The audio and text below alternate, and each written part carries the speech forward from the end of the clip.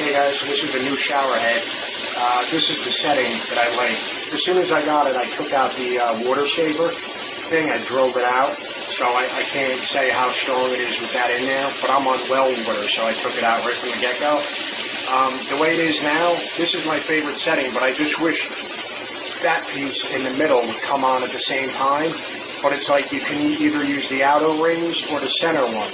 If you go in the setting by turning that knob on the side right there, if you turn it like halfway, then it'll come through both, but the water pressure is like cut in half.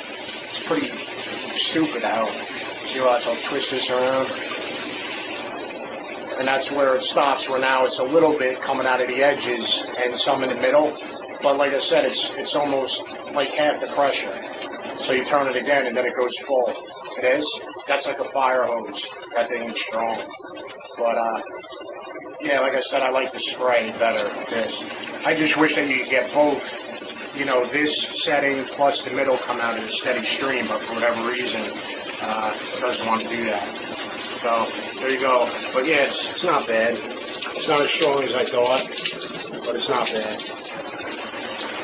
There you go. Alright, thanks guys.